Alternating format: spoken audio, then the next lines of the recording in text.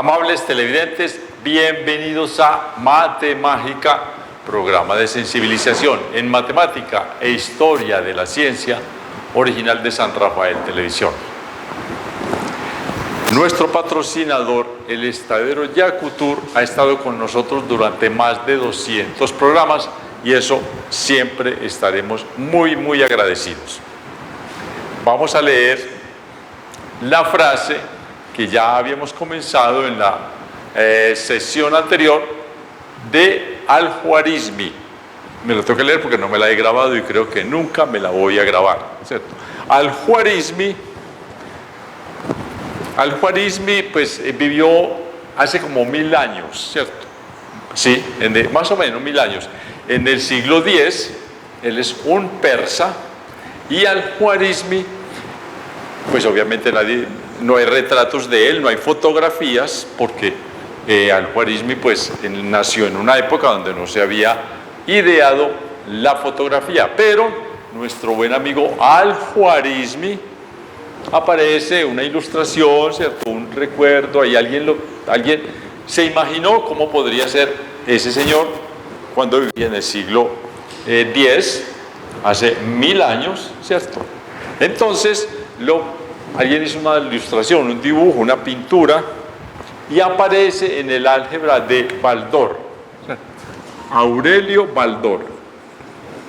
Este es el nombre de un abogado y matemático cubano, ¿sí? que nació en Cuba y fue expatriado por la Revolución Cubana del señor Fidel Castro por ahí en 1960, 1959. Este es el autor de ese libro. Escribió otros 2 libros más. Escribió uno de aritmética, el de álgebra y el de geometría. Y muchas personas confunden y creen que ese señor que aparece dibujado ahí con un turbante, una especie de sombrero, un adorno, porque no es un sombrero tampoco, pero sí algo que se utilizan los árabes, la cultura árabe, los hombres, un tocado en la cabeza. Eso es un adorno, yo no sé, pues me imagino que debe ser también para proteger del calor, en fin, no sé para qué será. Aparece ahí en el álgebra, en la carátula, en la portada del álgebra de Baldor, aparece un señor ahí dibujado y la gente cree que ese es Baldor. No, ese señor es Al-Khwarizmi. La ilustración que aparece ahí es un dibujo que quiere representar al señor Al-Khwarizmi, no a Aurelio Baldor. Perfecto. Entonces Al-Khwarizmi es un algebrista, ¿cierto? El álgebra es una parte de la matemática en la cual aparecen letras, que son las incógnitas, lo que no conocemos, ¿cierto? O lo que en un proceso puede estar cambiando de valores. Entonces se llaman las variables y se ponen en letras X, Y, Z, A, B, C. Bueno, eso ya es algo un poco más dispendioso de explicar y no nos daría tiempo por ahora.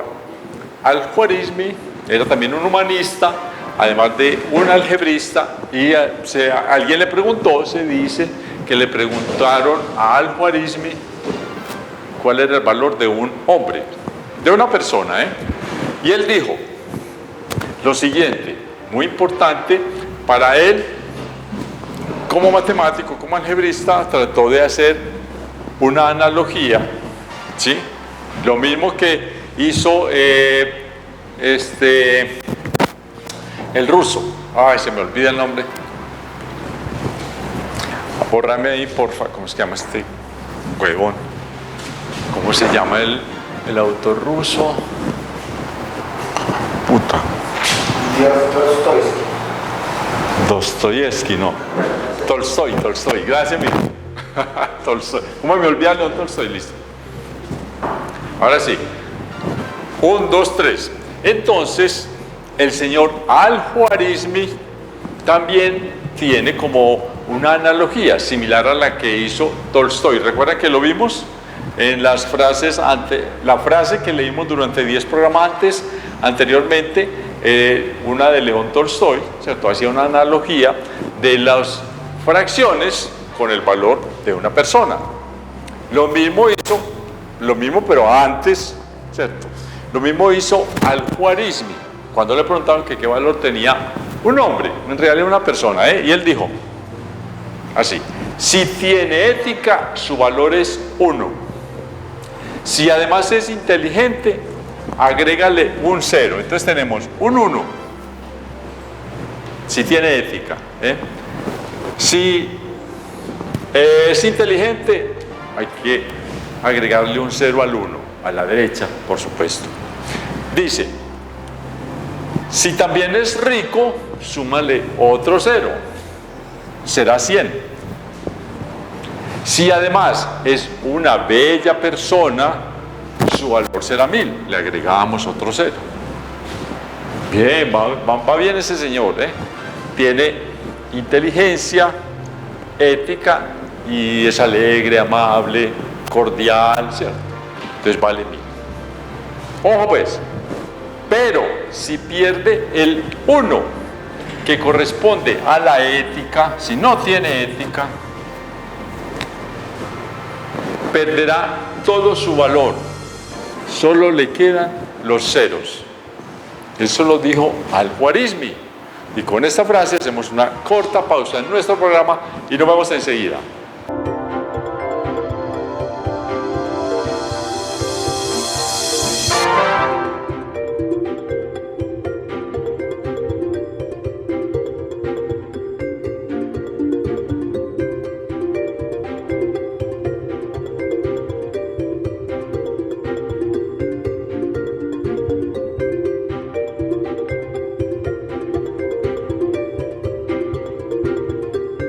Amables televidentes, gracias por regresar a su programa Mate Mágica.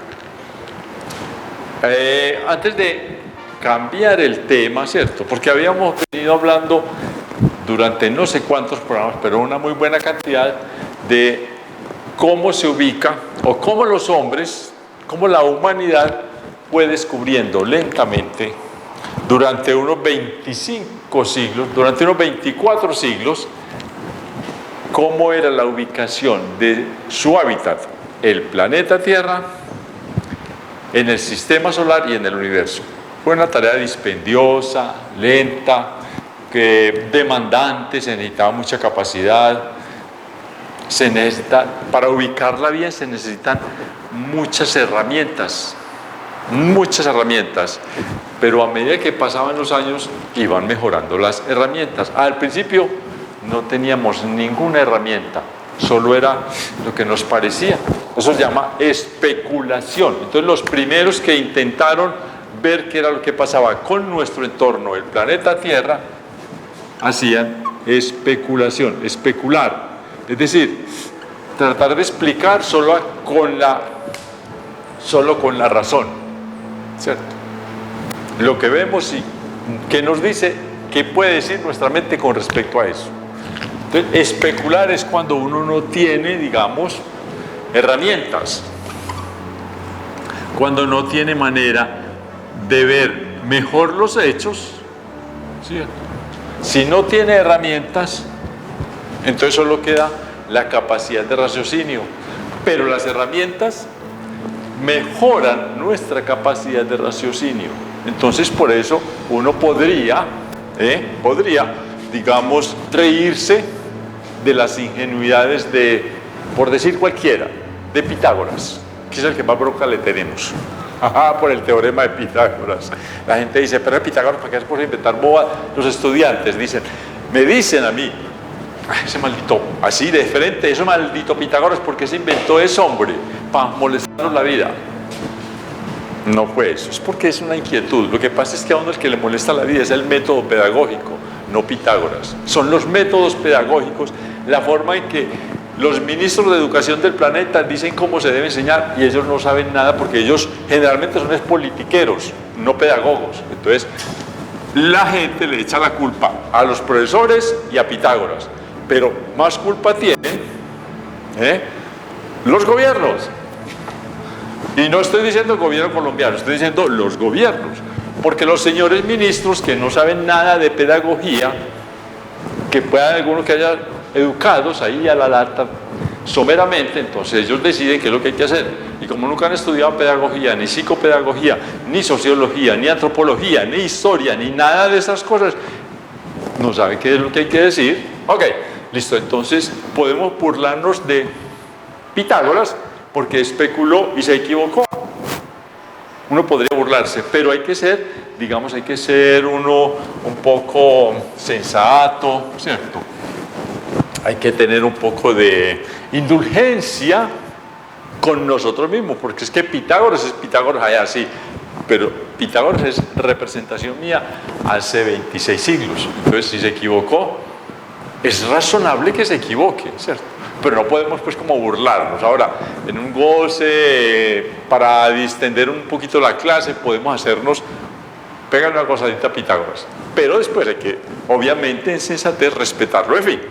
Entonces, como no había herramientas, los filósofos, porque no había científicos en esa época, la ciencia tiene que ver con la experimentación, con corresponderme con la realidad y hacerle pruebas a ver cómo funciona y cómo no funciona. Pero en esa época no había herramientas, entonces no había ciencia, pero había gente que se preocupaba, como Pitágoras y como tantos otros. Y hoy tenemos de la ubicación del planeta Tierra, ¿cierto?, en el sistema solar, en la galaxia y en el universo, una mejor percepción, porque está ayudado por la ciencia. Ok, lo que vamos a hacer entonces nosotros aquí, muy sencillamente, muy escuetamente, muy someramente, de verdad lo que vamos a hacer aquí en este programa es un homenaje a todos esos hombres que se dedicaron a entender la ubicación del planeta Tierra en el espacio.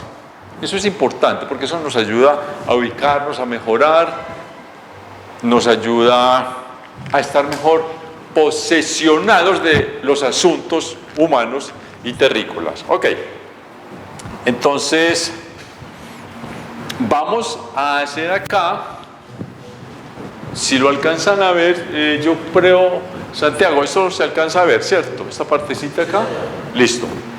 Vamos a hacer una especie de recta numérica, ¿cierto?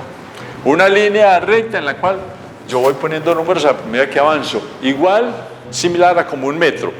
¿Qué es un metro? Usted coge una cinta de esas graduada en centímetros, de esas que jalan, ¿cierto? Que se llaman alianza, y eso es muy bueno porque esa tirita entra y sale lo más de chévere. Una de esas, por ejemplo, o de las de modistería, que uno se la amarra acá, se la tiene que cortar, mide cuánto es la cintura, cuánto es la bota, cuánto es la entrepierna, todas estas cosas, ¿eh? Lo mismo, vamos a hacerlo aquí, pero para la cronología. Lo voy a poner aquí escuetamente como los siglos. Entonces aquí está el siglo -7, que es cuando se tiene historia de la primera preocupación de alguien por estos asuntos de la ubicación del planeta Tierra, de la astronomía, pues digamos en términos generales. Desde el siglo 7 antes de Jesucristo. Entonces ponemos el siglo -7 acá, el -6, -5. Y aquí, en nuestro pequeño homenaje, vamos a poner los nombres de algunas personas que se dedicaron a eso. Obviamente no fue el primero el que les voy a mencionar, porque atrás de eso hay otros hombres curiosos, pero lo que pasa es que no aparecen como muy bien reseñados en la historia. En la época de los sumerios, en 3000 años antes de Jesucristo, los sumerios ya tenían estas preocupaciones, por supuesto que las tenían. Miraban el cielo, miraban las estrellas, se daban cuenta de ciertas cosas como el almanaque Bristol, a ver cuándo se puede sembrar y cuándo no, pero también se preguntaban qué pasa allá. Bueno, pero entonces hechos, los de Sumeria, los que hablaban de eso, aparecen registros, pero no aparece quién lo dijo. Pero entonces el primero que tenemos noción se llamaba el señor Tales de Mileto, pongámoslo acá, Tales, nacido en una ciudad que se llama Mileto. Él nació entre el siglo VII y murió en el siglo, en el siglo VII y murió en el siglo VI, antes de Cristo. Por eso lo ponemos en negativos y en rojo, hasta que por aquí llegaríamos al año 0, cuando nació Jesucristo, para que nos ayudemos a ubicar cronológicamente. Algo que hizo el señor Tales de Mileto es, él descubrió, fue el primero que anunció, o que se tiene historia, pues, ¿cierto? Con seguridad no fue el primero, con absoluta seguridad no fue el primero, pero que se tiene historia, que ahí aparecen unos datos escritos y aparece reseñado y la gente lo sigue. Él fue el primero que anunció un eclipse, y se dice que es el eclipse del 28 de mayo del año menos 585. 28 de mayo del año menos 585 hubo un eclipse de sol. Desapareció el sol porque lo tapó la luna, un eclipse de sol. Eso fue en menos 585, ¿cierto? Por acá, entre el siglo sexto ya. Ah, bueno, entonces él lo predijo, fue estando ya en este. Él nació en este siglo, entre el siglo 7 y el sexto. Pero cuando predijo ese eclipse y ocurrió, fue por acá, en el menos 585. Esa es la única dato que tenemos. No vamos a hablar mucho de esto porque vamos a hacer una especie de recuerdo y un homenaje a estos hombres. Ya en muchos programas hablamos mucho de esto. Vamos a continuar con otro. Les pido de una vez disculpas, porque todas estas fechas y todos estos datos yo no los tengo aquí en mi cabeza. Entonces yo voy a tener que estar pasteleando. Recuerden que el único que puede pastelear, muchas gracias, soy yo. Muy bien, muchas gracias, muy amables, muy queridos, por dejarme pastelear. Listo. Estamos hablando de que esto es antes de Cristo. Entonces los años vienen como bajando, digamos, ¿sí? 7, 6, 5, 4, 3, 2, 1, pero negativos. Por acá nos vamos a entrar al año 0 y después vamos a lo que ocurrió después de Jesucristo. Perfecto, vamos a ver otro señor que a mí me parece muy importante, que fue discípulo de Tales de Mileto, y este nombre es complicadito. Tales de Mileto es entre el siglo sexto, séptimo y sexto, o sea, entre...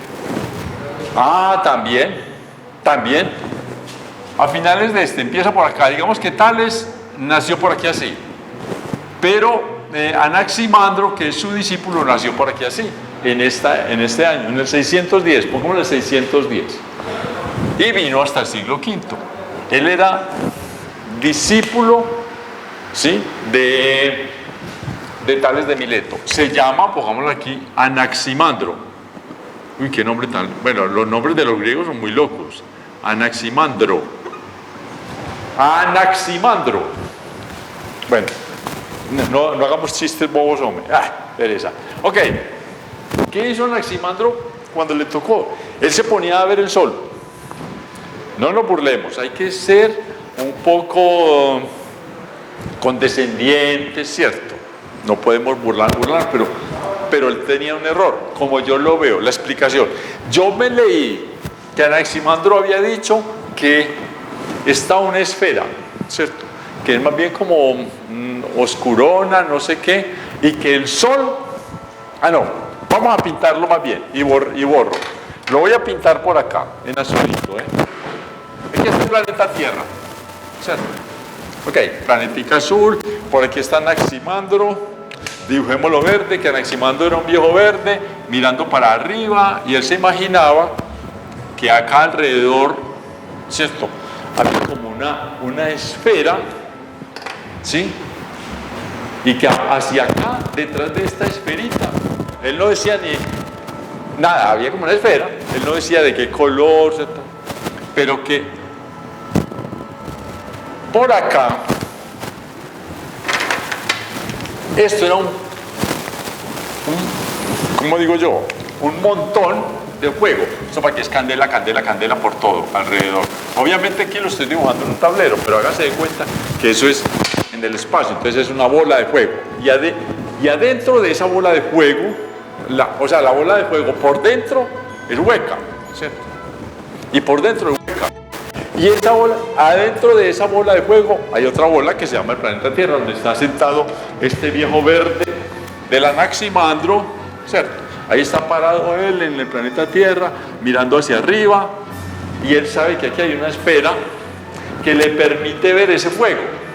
Entonces el sol Y la luna y las estrellas son como una especie de perforaciones que tiene esta esfera detrás de la cual está ese fuego. Entonces el sol es fuego, la luna es fuego, ¿cierto? Las estrellas son fuego, pero esta especie de caparazoncita dentro de la cual está el planeta Tierra tiene unas perforaciones. Y por ahí, a través de las perforaciones, que se ve el sol, ¿cierto? Hoy nos podríamos reír. Yo soy muy indulgente, ¿eh? Yo no quiero reírme de él. Uy, qué bacano ese man con esa imaginación, ¿cierto? Y también podemos reír de vez en cuando. Pero, uy, qué bacano ese Anaximandro, qué nombre tan maluco el que tenía, pero qué imaginación tan tesa. Se imaginó que eso era un hueco. Listo. A eso fue nuestro querido amigo Anaximandro, a quien le hacemos un gran homenaje. Muchas gracias por decirnos cosas, así están equivocadas, pero es un avance. Lo que sí hizo Anaximandro, porque en esa época se creía, bueno, que aquí está como la caparazón esa, ¿cierto? Aquí está el planeta Tierra y aquí está la gente mirando. Y que esto, aquí están las estrellas, aquí está el sol, aquí está la luna, por aquí hay más estrellas, más estrellas, más estrellas, por aquí hay planetas, todo eso está en el borde interior de esa caparazón, está por aquí, y nosotros estamos aquí, y nosotros miramos hacia ese techo, ¿sí? Y aquí vemos el sol, la luna, las estrellas. Lo que hizo Anaximandro fue que dijo, no papito, eso no es tan así. Eso no está pegado a esa caparazón. Ya es un adelanto de razonamiento, ¿sí? Él dijo, vea, el sol está por aquí a esta distancia. La luna está por aquí a esta distancia. Uy, ya no me escribe.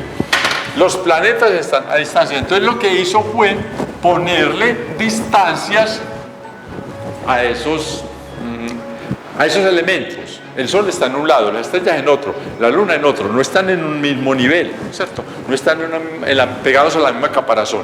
Ya es un avance importante. Entonces aparece que la mayoría de la gente odia, ¿cierto?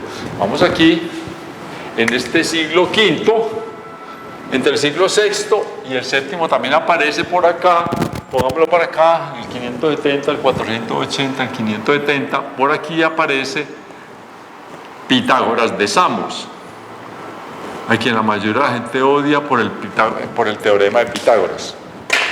Pero el problema, vuelvo y repito, el problema no fue de Pitágoras. La naturaleza está ahí, la matemática está ahí, la ciencia está ahí, la física está ahí, y yo me la pillé. Y la gente odia, se desquita con Pitágoras. No, hey, desquitémonos con los ministros de educación de este planeta, con una manada de burros que no saben cómo es que se debe enseñar y dicen cómo se debe enseñar. Los que no saben diciendo qué es lo que hay que hacer. Malditos politiqueros de pacotilla, hombre, haciéndole daño a la humanidad. Y mucha gente con capacidad, y lo digo porque yo tengo muchos estudiantes.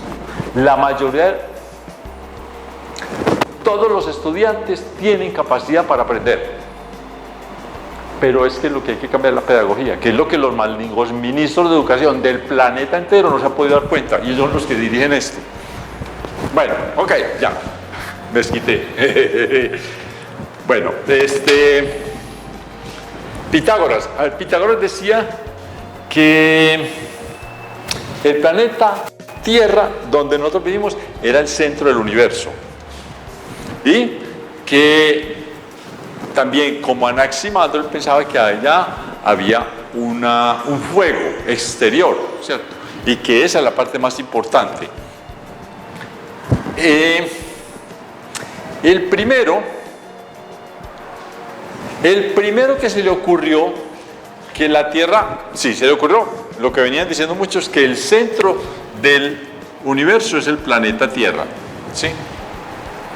Pero la mayoría decía, y muchos después que él inclusive, que la Tierra no era una esfera, sino que era plana. Pitágoras empezó a defender que era plana, uno de los primeros que empezó a decir algo, que era esférica, no plana. Eso lo dijo Pitágoras. ¿Por qué lo dijo él? Porque él observando los eclipses, eclipse no, bueno, sí es en parte, pero eso no tiene nombre. Cuando aquí está el Sol, vamos a tratar de hacer un esquema. Aquí está el Sol, ¿sí? Lanzando sus rayos. Aquí está nuestro planeta Tierra. Y por aquí está la Luna. Por aquí está la Luna, digamos aquí. ¿Cierto? El Sol envía unos rayos y este rayo, digamos, se va por acá. ¿Cierto? Y continuaría, pero acá la Tierra le está estorbando. Entonces a la Luna le llega un pedacito de una sombra de la Tierra que la pone más oscura y la pinta aquí una oscuridad en este lado de la Tierra. Y él veía que eso era curvo, ¿cierto? Él veía que esa sombra que aparecía en la Luna era una sombra y era curva. Sí, entonces aquí está la Luna y aquí hay una sombrita y la veía así, porque la Tierra estaba metida aquí entre el Sol y la Luna y él veía que la sombrita era curva y dijo, no, entonces si la sombra es curva es porque la Tierra es redonda. Ya había una prueba, no odien a Pitágoras, admirémoslo. Pero sacó una buena, ¿cierto? No, Pitágoras tuvo muchas buenas. Lo que pasa es que ¿cierto? Como no nos enseñan bien, entonces a veces terminamos odiando a los que no tienen nada que ver. Ok. Entonces, Pitágoras también tenía otras ideas un poquito locas. Él era muy místico, pero es que claro, yo sí entiendo a Pitágoras. En esa época uno no ve a nadie haciendo nada, las cosas aparecen. Eso tiene que haber un orden. Y ese orden lo hace ¿quién? Un señor muy inteligente. ¿Quién? Dios. Dios es el que organiza. ¿Qué más? ¿Quién organiza un reloj? ¿Quién hace un reloj? Un relojero. Eso cuando uno está estudiando filosofía es de los primeros asuntos que le ponen a pensar. Y claro, yo también hubiera sido místico. Estas cosas tan maravillosas aparecen, tiene que hacerlas alguien. ¿Quién? Un Dios. Entonces uno siempre tiene una tendencia, el ser humano tiene una tendencia a adorar, ¿cierto? A adorar ese ser que está haciendo las cosas. Y detrás de la adoración vienen otras vainas que también son peligrosísimas para una sociedad, ¿cierto? Porque entonces nos ponen a creer a pie juntillas en que hay un Dios que está también pendiente de mí, que me va a dar plata, que me va a castigar, que me va a dar carro casi beca, que me va a conseguir una novia muy linda, que no me engañe, ¿cierto? Tan ilusos. En fin, listo. Ok. Pero creer en Dios es una cuestión connatural a nuestra mente. Cuando uno ve las cosas y no ve quién las hizo, ¿quién las haría? Un Dios por ahí muy súper retesísimo. Ok. Entonces él se volvió místico. Es normal porque le rezaba a ese Dios y como tenía además una gran capacidad de raciocinio, hacía cosas más allá de lo normal y terminó creyendo que el mundo, lo más importante que había en el mundo, además de la matemática, era la música. Entonces él creía que los planetas o los cuerpos, el Sol, la Luna, al moverse, daban una música. Entonces estaban los planetas, el planeta Tierra, los que se conocían en esa época, es Marte, Júpiter, y entonces ellos al girar, ¿cierto? Al moverse, ellos hacían una música, porque para Pitágoras y los pitagóricos era muy importante el elemento de la música. Y entonces ellos Pitágoras dijeron que había una armonía de las esferas y escribió textos sobre eso, la armonía de las esferas. ¿Cómo es que las esferas al moverse, los cuerpos siderales al moverse crean una especie de ópera musical, ¿cierto? Para él, y habló sobre eso, pero no nos viene al caso. Okay. Después de Pitágoras aparece por aquí un señor que no tiene nada que ver con nuestro tema, pero que es muy bueno mencionarlo para que nos ubiquemos. En el siglo V, por acá aparece un señor llamado Sócrates. Pongámoslo por aquí arriba que no lo vamos a dedicar a él, porque Sócrates fue un filósofo que se dedicó a hablar sobre la psicología, la sociología humana. Él no se dedicó a la física y a las cosas de la naturaleza, se dedicó al ser humano. Bien, pero es un referente, es en el siglo V, para que nos vamos ubicando. Después de Sócrates viene su discípulo Platón, ¿cierto? Él sí habló sobre la ubicación astronómica del planeta Tierra. Entonces, perdón. Antes de Platón, qué pena, hay un señor llamado, pongámoslo aquí, Demócrito de Abdera, que él no se metió mucho con la gallada de Sócrates, pero vivieron en la misma época. Él no se hizo muy amigo de Platón, no se hizo muy amigo de Sócrates, él hacía su mundo por aparte, él se dedicó a otras cosas. Y este señor Demócrito dijo, por ejemplo, sostenía, al contrario de Pitágoras, él sostenía que la Tierra sí era plana, ¿cierto?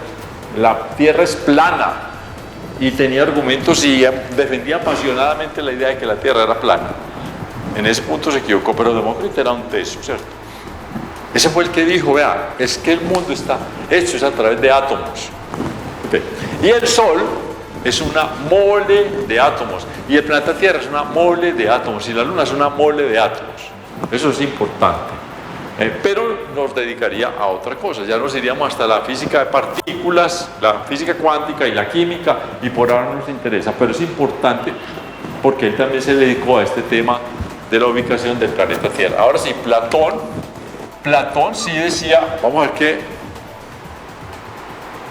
él decía, el universo, todo, ya no solo el planeta Tierra, sino todo el universo, los planetas, el Sol, es un ser vivo, eso lo decía Platón.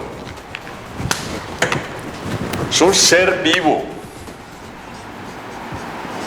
Hay que cuidarlo, hay que respetarlo.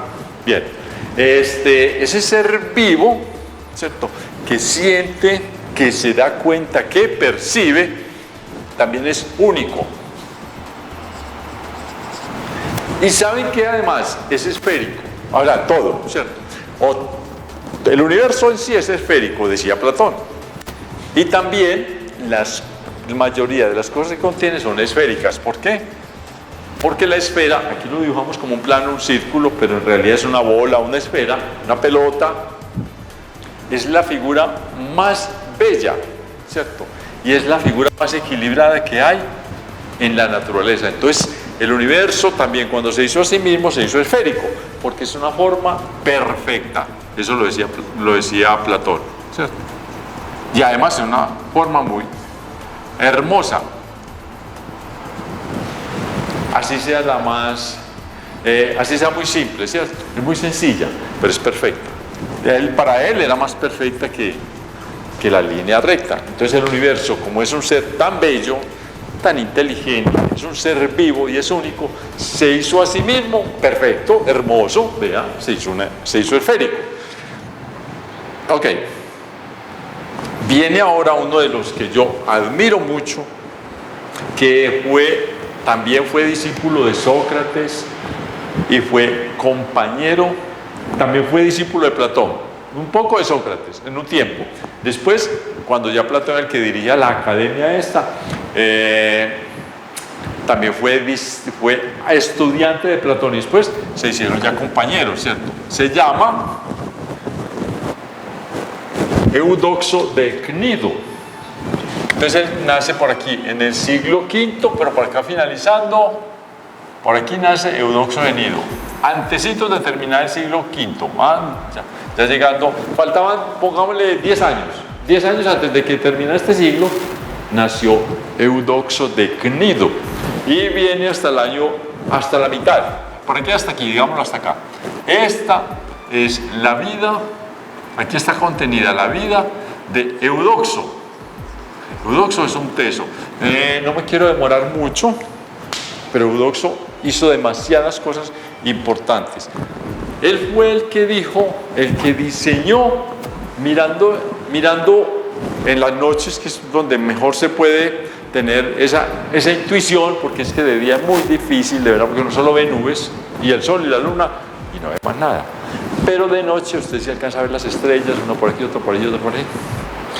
Y él empezó a diseñarse. Bueno, tengo que explicar una cosa antes. Una cosa es lo cóncavo y otra cosa es lo convexo. Entonces, este es el planeta Tierra, ¿cierto? Usted está paradito acá. Por aquí está el edificio Coltejer. Por aquí está el edificio, la alcaldía municipal de San Rafael, ¿cierto? Por aquí está el secretario de Educación, Oscar Giraldo. Listo. No, yo no soy secretario de nada, hombre. Oiga. Listo, pero aquí está la gente, ¿cierto? Esta forma por acá que se ve así redonda hacia acá, digamos esto. Yo me estoy viendo, esta es la palma de mi mano, ¿sí o no? Claro, esta. Yo me voy a ver el anverso de la palma, aquí, la parte más feita, peludita, todo eso, ¿cierto? Esta parte que hace esto es lo cóncavo. Perdón. Oh, estúpido, al revés, hombre. Primera vez que me equivoco y me pillan, hombre. No, joda, las de malas son. Es la primera vez que me equivoco en la vida, hombre, y me pillan. No, esto es lo convexo. Convexo, ¿sí? Así, lo que yo miro así.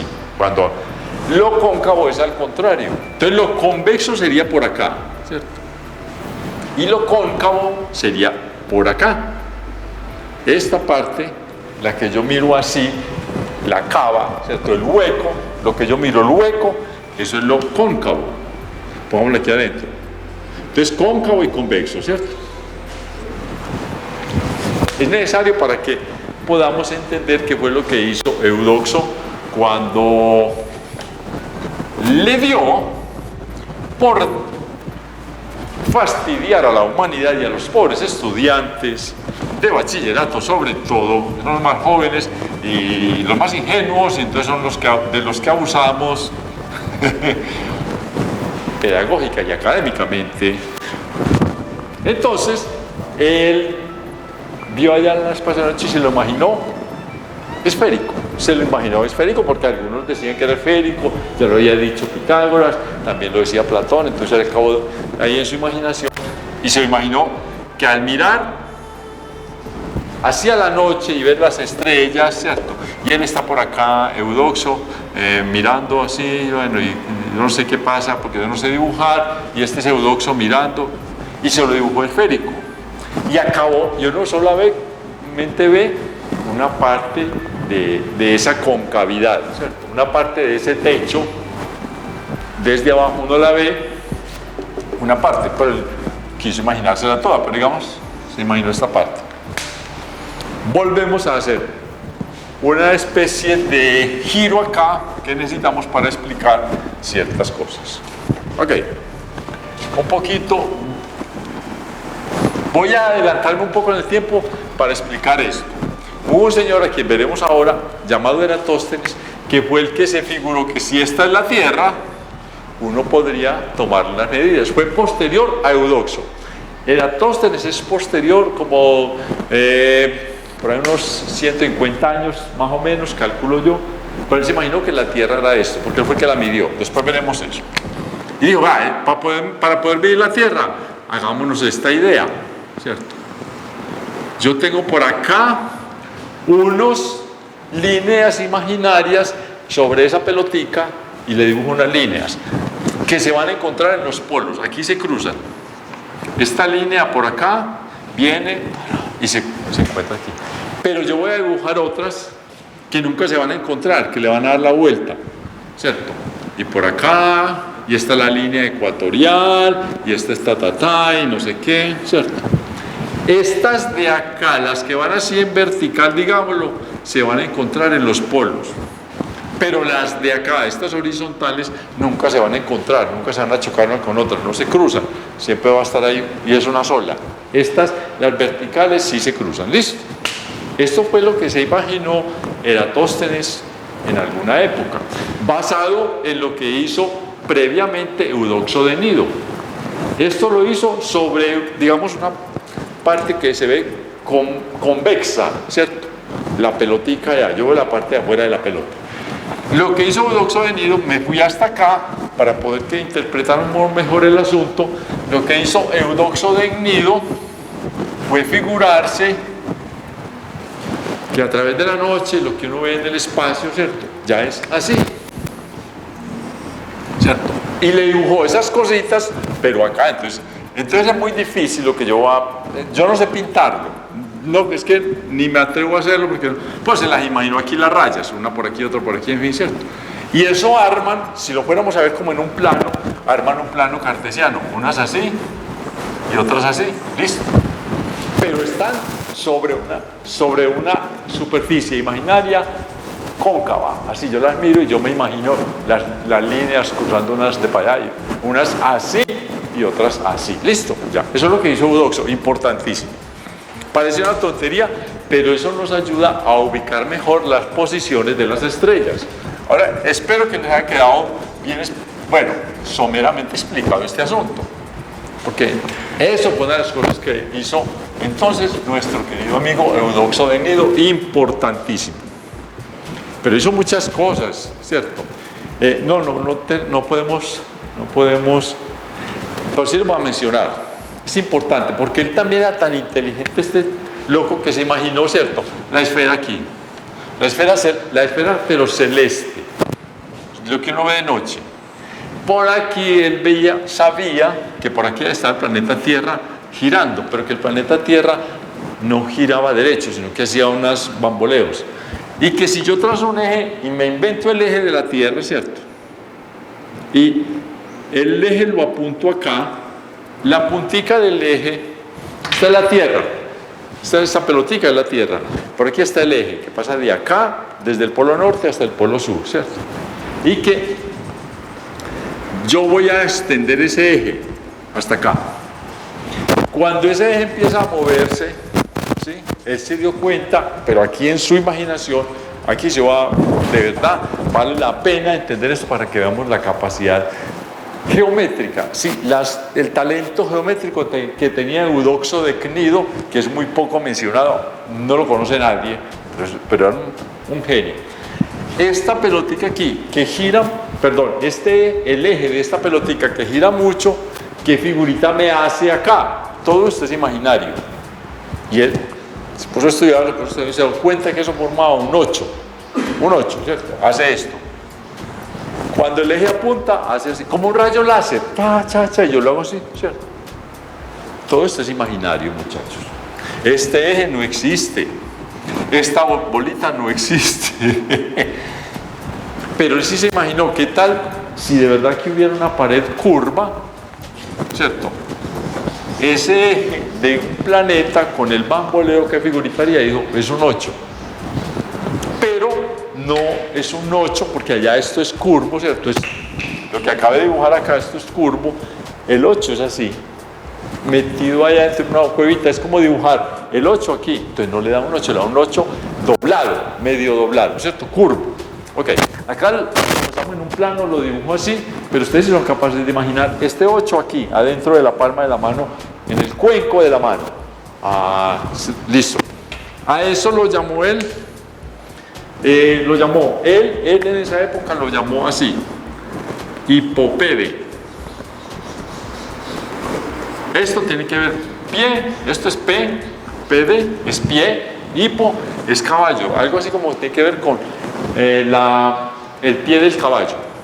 Es pero en realidad no es el pie del caballo, es una cosa que llaman así, pero es también un 8 donde acá, por este agujero de acá de abajo, yo entro una correa y la jalo por este otro lado, entonces él hace así, y este 8 me ayuda a mantener esa correa firme y fija para que el ladrillo no se caiga, y a eso lo llamaban, a este numerito así, que también era un poquito curvo, no demasiado, un poquito, lo llamaban en esa época hipopede, pie de caballo. Hoy a esa figurita que no nos sirve para mucho, de verdad no nos sirve, no tiene un asunto práctico, pero es un asunto de imaginación y de la matemática y de las capacidades que tiene la matemática y el hombre de crear cosas. Pero hoy lo llaman lemniscata, ¿sí? Los dos nombres, de una sola figura, los dos nombres de una misma figura que diseñó en abstracto el señor Eudoxo de Gnido. Esa figura en abstracto, por supuesto, uno puede hacer una representación, ¿cierto? Un 8 arqueado, uno la puede hacer en un alambrito y lo dobla. Usted hace el 8 en un alambre y le hace, y ya quedó Eudoxo de Gnido ahí, listo. Pero es en En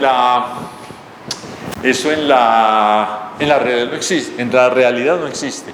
Ah, bueno, lo que se me olvidaba. El Sol. Si uno se pone a hacer la trayectoria del Sol desde acá y a medir, uno ve que el Sol también hace un 8, pero más alargado. ¿Cierto? Usted pone a medir, todos los días lo hace y ve que durante el año empieza acá, viene por acá, aquí está, digamos, enero, ¿cierto? Viene por acá y por acá está junio y vuelve por acá y acá pega en diciembre. ¿Listo? El Sol sí hace esta figurita pero alargada y la hace curva, no la hace curva. Complicado, ahí no sé, me equivoco. De pronto sí es la curva, porque el problema es que yo lo estoy viendo desde la Tierra, el Sol está quieto, el Sol no hace esto, eso es lo que con la Tierra se mueve, nos hace que hace esto, pero yo no sé si esto de poder dibujar curvo, así pues lo que les dije, dobladito, en fin, esto es como un alambre. Esta figura, para que ya nos despidamos del programa, vuelvo y les inscribo, Eudoxo de Gnido la llamó hipopede, pie de caballo, pede es pie, hipo, caballo, pie de caballo. Hoy los geómetras de hoy la llaman, ya lo escribimos, lemniscata. Perfecto. Pero en realidad esto no tiene como mayores aplicaciones, de verdad no tiene muchas aplicaciones en astronomía ni en ninguna parte. Es una curiosidad, pero muy inteligente Eudoxo de Gnido pillase esto. Pillase que el eje de la Tierra, que no existe, que es una elaboración de la mente humana para poder entender las cosas, que si yo ese eje de la Tierra que estaría adentro, que ahí no hay ninguna varilla, si yo lo prolongo y lo pego allá contra la bóveda celeste, que me imagino que no existe, pero que me imagino así, no existe, y que acá me dibuje un 8 arqueado, se necesita mucha imaginación. Por eso lo traje a colación. La matemática, vea, la matemática tiene como que va más allá de lo que el universo necesita. Y el universo, el mundo, la física, la química, se agrupan en un conjuntico pequeño de posibilidades matemáticas. ¿Cierto? La matemática es amplia y nos da más allá de lo que necesitamos. Y el universo se escoge un pedacito, una zona para estar ahí, para ubicarse el universo, la física, la química. Pero la matemática está mucho más amplia. Por eso es que a veces a uno lo ponen y vale la pena hacerlo. Yo no estoy criticando, yo lo haría. A uno le ponen a hacer ejercicios más allá de la cuenta. El universo no se adapta a tantos ejercicios complicados, pero en la matemática están ahí y es bueno explorarlos, porque a veces cuando uno explora cosas que no parece que tuvieran asuntos de la matemática, que parece que no tuvieran nada que ver con el mundo, al tiempo lo necesita la física. Eso ha pasado muchísimas veces. Al tiempo lo físico necesitan esa cosa rara que un matemático se pilló por algún día. Pasa eso. Entonces volvamos. La física, el universo, lo que vemos, lo que percibimos, se ubica en un conjuntico pequeño, una zona muy pequeña, y la matemática es amplísima. Por eso esto de la lemniscata, de la hipópede, como que no tiene nada que ver, pero ahí está, es posible. Geométricamente es una posibilidad. Amables televidentes, gracias por estar con nosotros en este programa. Dentro de 8 días continuaremos haciendo esta cronología importante, ¿cierto? Esta cronología importante para hacer un homenaje muy humilde pero muy sentido a todos estos hombres que nos ayudaron con la astronomía. Nos vemos en 8 días.